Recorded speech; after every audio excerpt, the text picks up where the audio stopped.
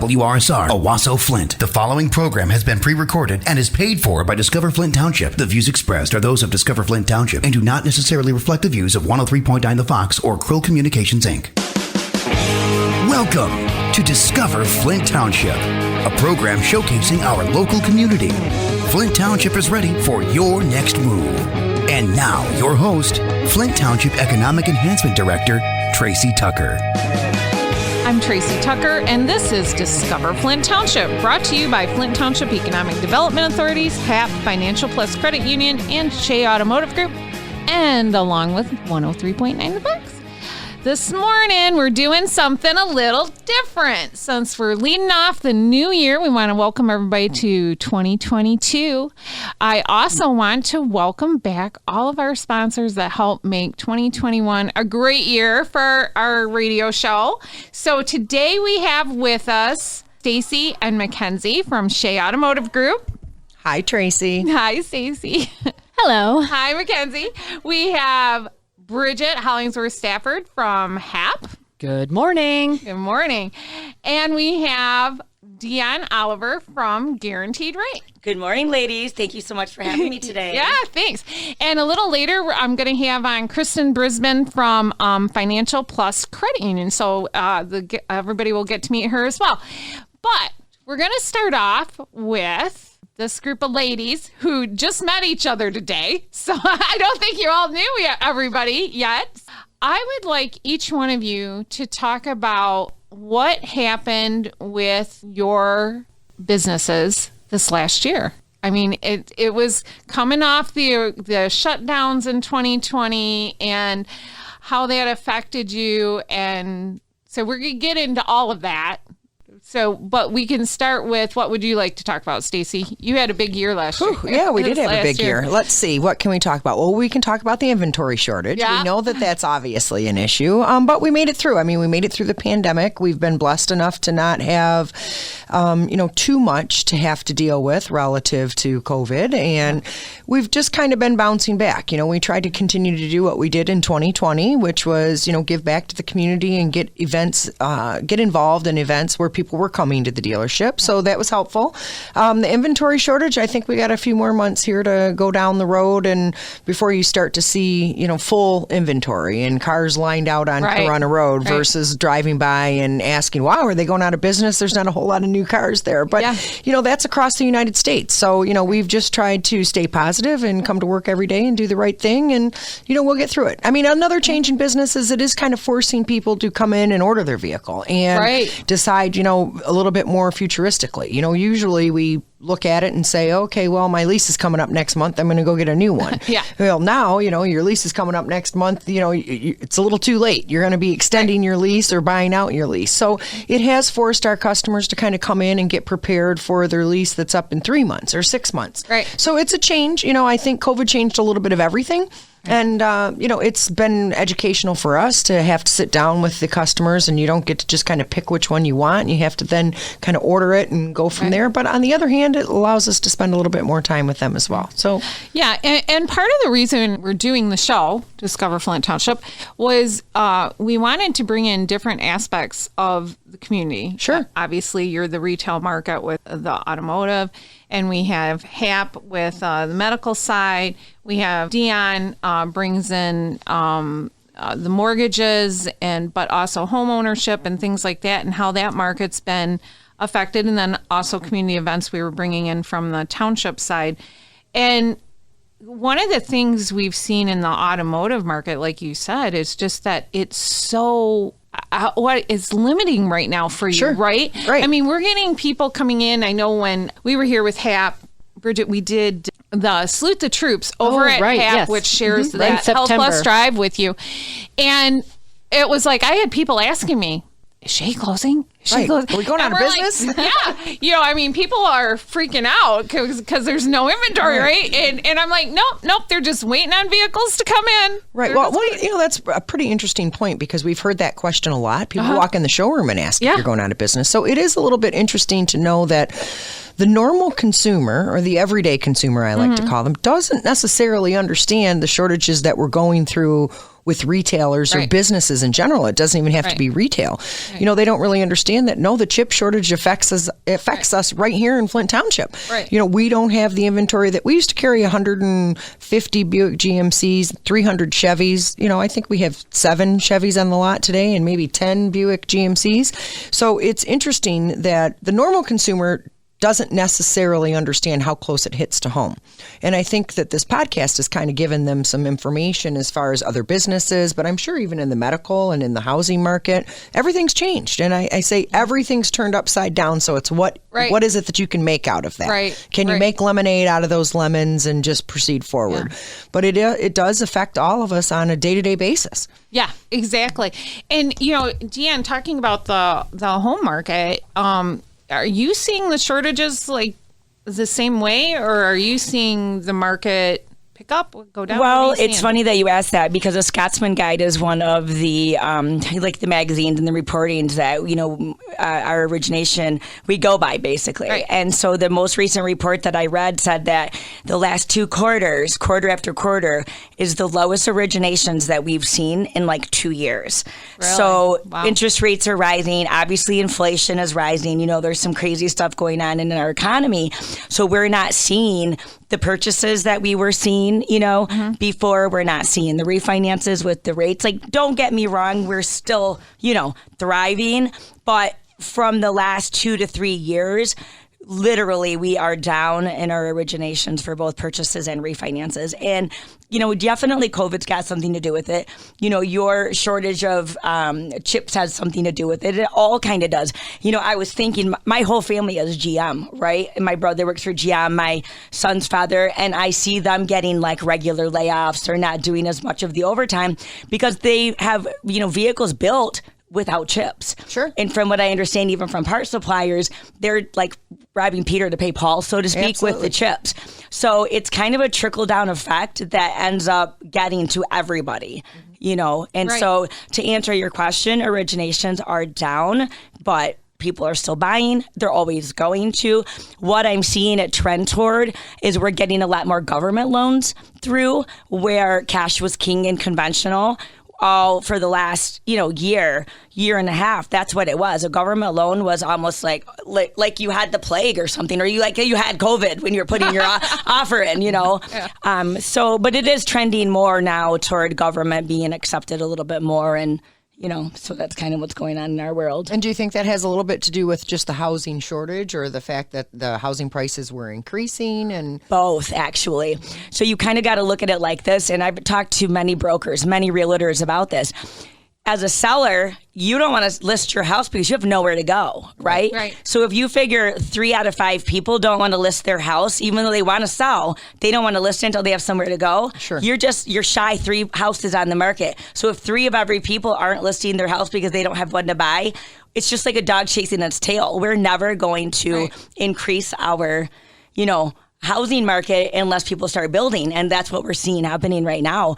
Houses are being built everywhere. I sold 2 vacant lots, and houses are already being, ground is already being broken on them. And it's like we closed a week ago. Right. And when you talk about inflation, you know, it's interesting because it affects every aspect. Like, for example, if you want to trade your used car in right now, be it a lease buyout or it's worth more today than it was a year ago. And you've put miles on it. You've depreciated that vehicle. You've made payments. So not like it used to be. You drive off the lot, you lost $1,000. No, I mean, it's nothing like that. And so what we're seeing is, okay, that's great. So now you can come in and you can buy or you can trade in your used car and you can get more money than you could have ever gotten for it. But you don't have a new car to go into. Right. Or you're waiting on that new car. So similar to the housing market, right? You can get more money selling your house than ever before, except you got to buy a new car or a new house. So, and you got to be able to find that new house, right? And so it's in every aspect. I'm sure health is the same. It'd be interesting to hear because it's always the same game, just a different what's the word I'm looking for? A different different players. Or different player. Yeah. You know, it Different seems like shortage. that's how it affects us. Yeah. We're finding that, you know, a lot of people put off care especially during the lockdowns and when there were some limitations. So we're finding people who have not been to the doctor in over a year. We're really struggling to get children and their immunizations. We're doing everything we can. We're incentivizing members however we can to get their COVID vaccinations. Certainly that's still important. And as we're hearing more about the variants and all the various changes that COVID's going through, we still feel that that's the most important thing that you can do for your health.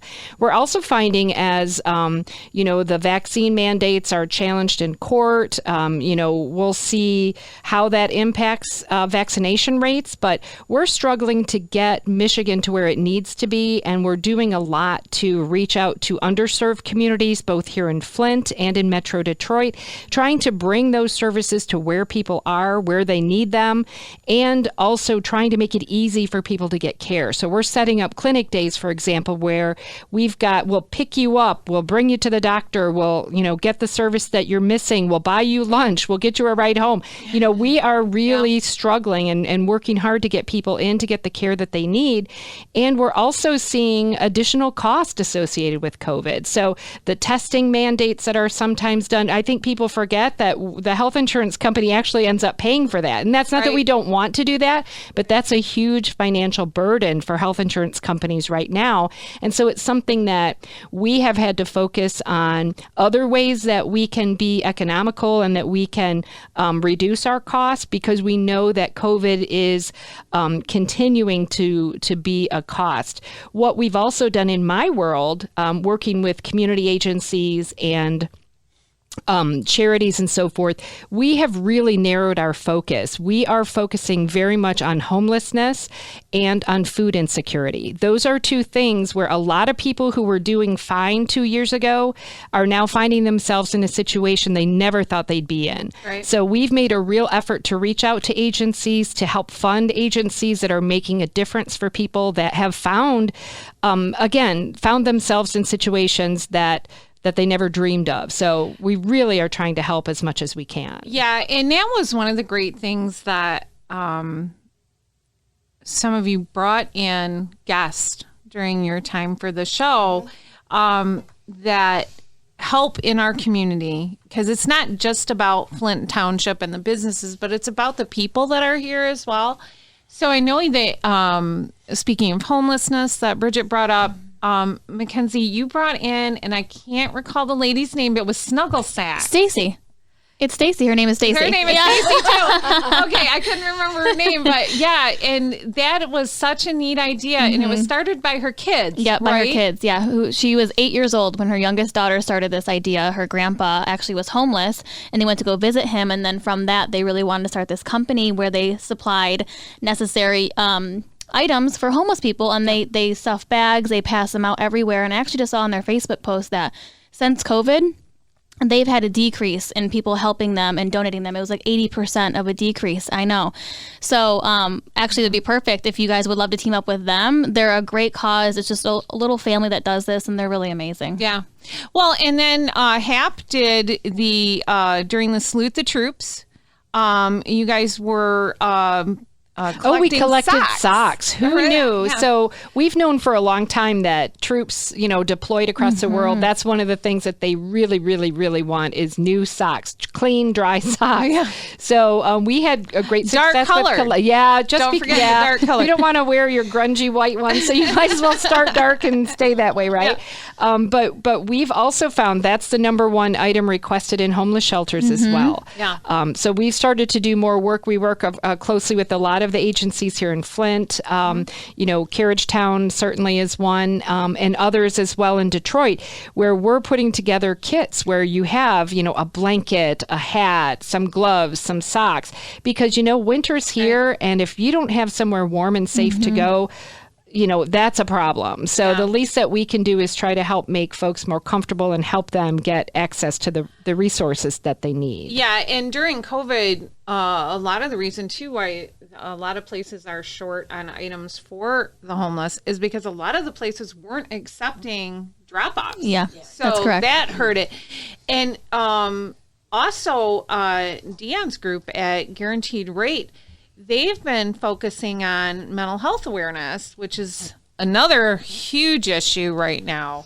And your company did some great things with this. This was just last month, right? Indeed, yes. So we had a mental awareness drive where Victor Chiardelli is the owner of Guaranteed Rate, and he presented to all of the employees a Guaranteed Rate, which were nationwide. So there's about 7,000 of us.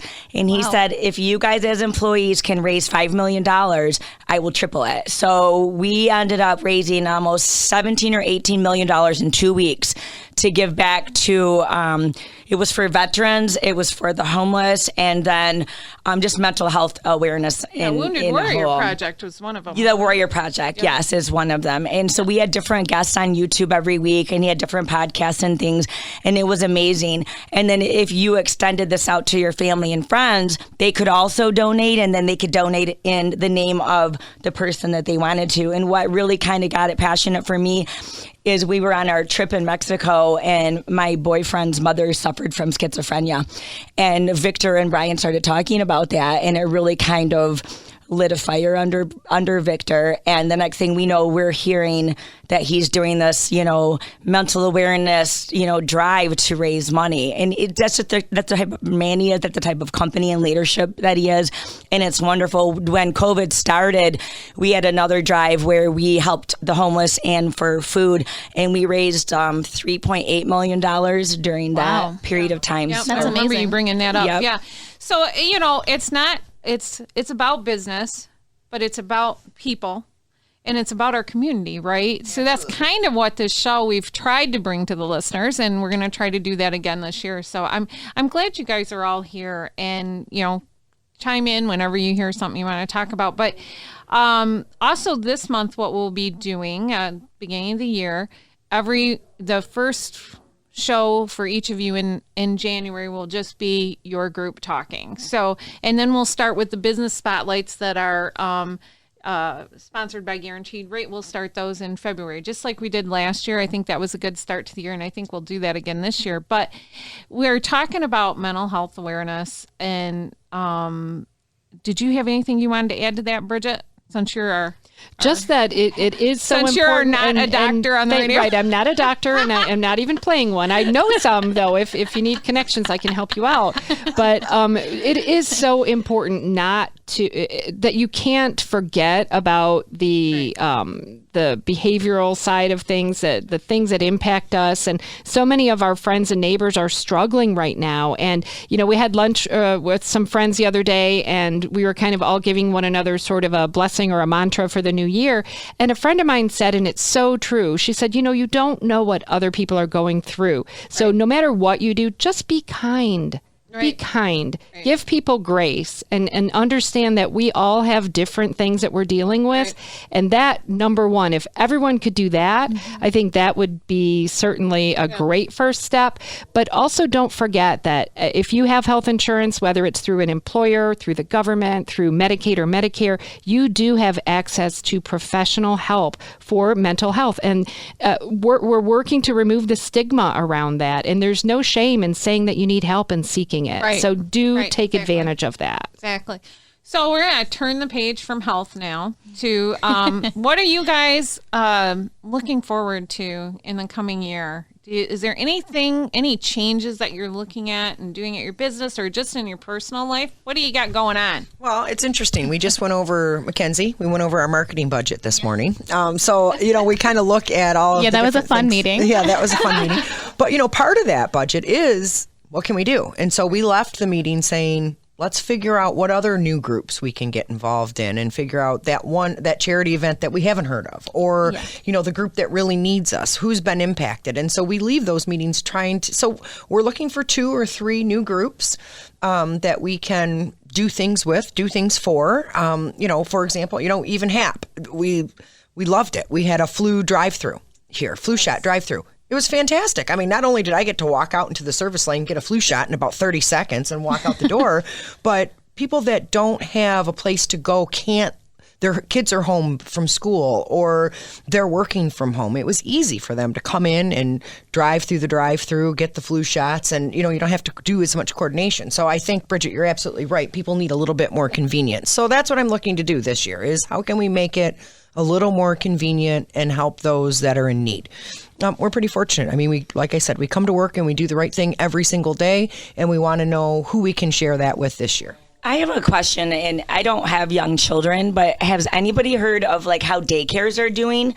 You know, because you got to think about it during COVID and now, you know, people being homeschooled and different things like that. How are daycares managing? Are they still up and running? Does anybody have any insight on that? Because that's one of the things I would think if, you know, we're having a shortage of food and we're having a shortage of healthcare, I've got to think that some of these daycares got to be suffering. And then in regards to how our families, you know, financing, you know, for the daycares, is there anything that we can do to help with that cause? Because I feel like it's something that needs to be addressed, and it's something I haven't heard of. You know, I know as the state that has been working with the different daycare centers. I know I've sent information out to the daycare centers that I have contact information for within the township. And we have, I know that there's federal dollars that are available right now to help out. So, and I think they were doing more with the child tax credit for people that had kids that age too. So there is help out there, but you know what? That's a good idea. Maybe I'll get a couple of those for the spotlight, and we can talk to them about those things. That would be fantastic, because I have friends, like, I was a very young mother, so my son is like 29, but a lot of my friends have young kids, and they're like freaking out with the whole schooling and that everything's going back to work, and like, what are we going to do with the kids? There's not enough daycares open. We don't have enough resources to fund them. So Right. And a lot of things unsteady, right? Because some of these kids, they're going to their daycare, but then one kid gets sick, and then they're shutting it down for a week. And so, you know, it's the uncertainty. And I think, you know, Bridget's right. You know, you do have to understand. You just have to realize what they're going through on a day-to-day basis. We were talking about that this morning. I was in a meeting this morning with some other communities, and that was one of the things they were looking at, that employers might have to look at,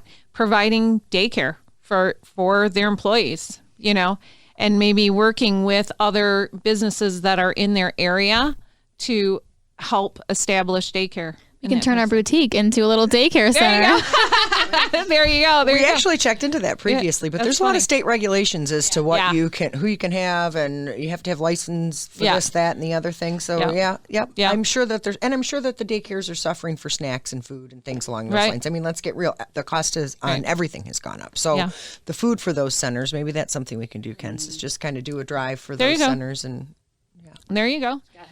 So what have you got going on new, Bridget?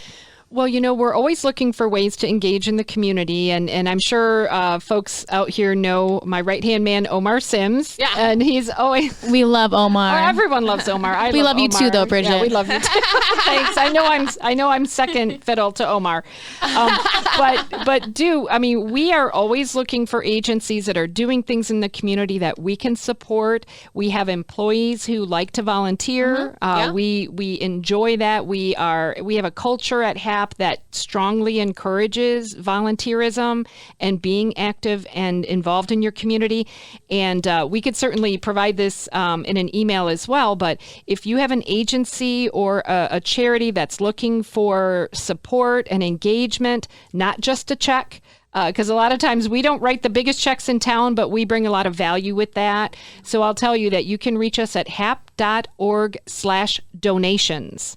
And that will give you a form that you can complete. We want to know, what are you doing for the community? What difference are you making? How would HAP benefit? Because we're not a foundation, but so we want to benefit too, but we want to help you help the community. So hap.org/donations is a great place to start. Great. Give me your email, Ken. You can always email me for anything at mmiller@sheasavings.com. That is MILLER@SHEASAVINGS.com.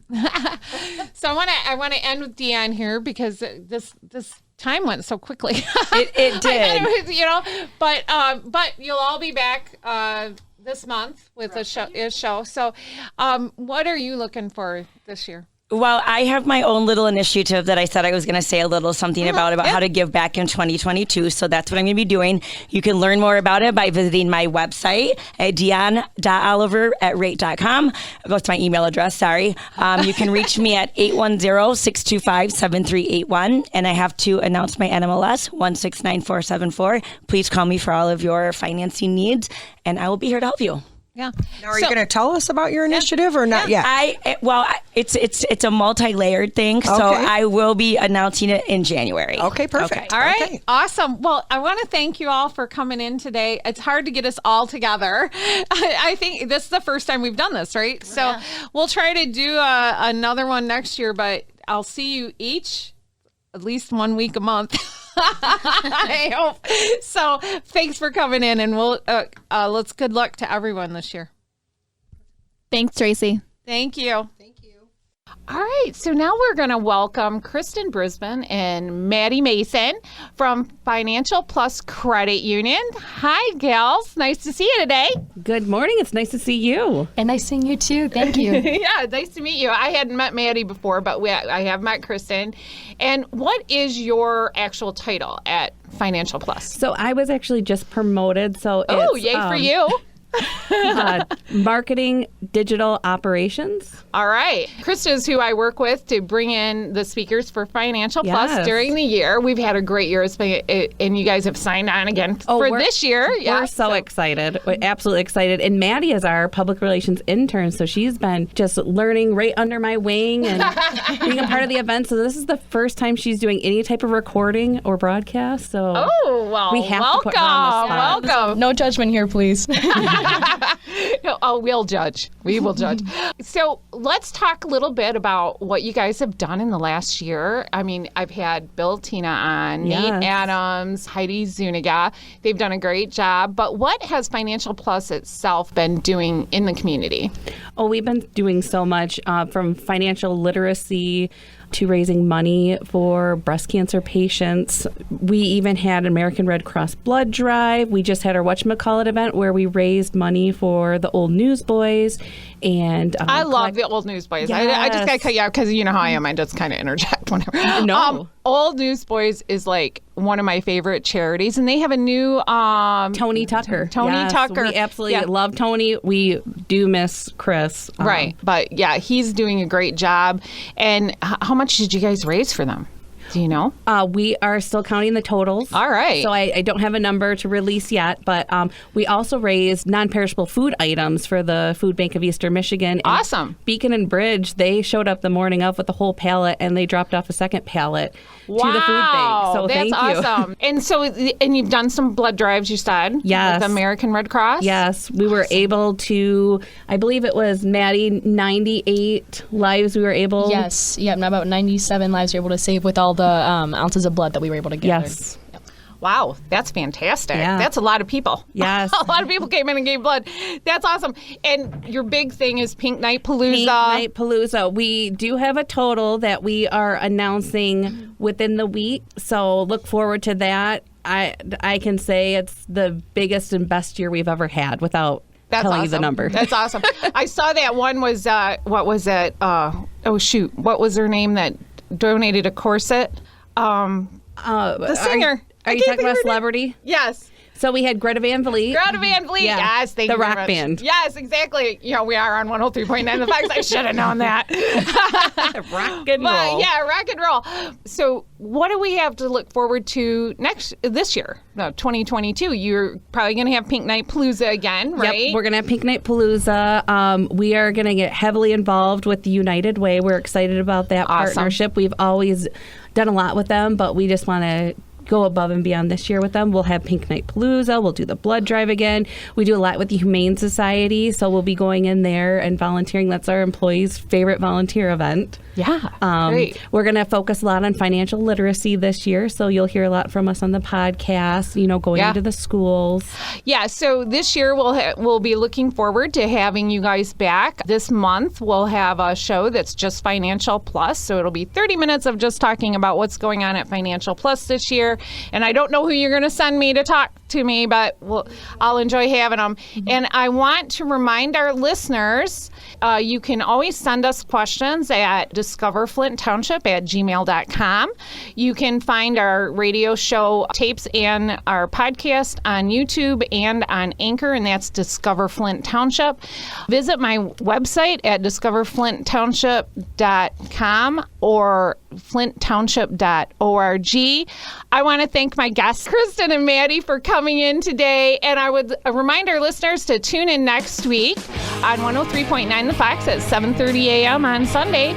Also, stay safe, stay healthy, shop local, buy local, and discover Flint Township. Stay safe. This has been Discover Flint Township with Tracey Tucker. For more information, visit discoverflinttownship.com. Flint Township is ready for your next move. The preceding program was pre-recorded and was paid for by Discover Flint Township. The views expressed are those of Discover Flint Township and do not necessarily reflect the views of 103.9 The Fox or Krill Communications, Inc.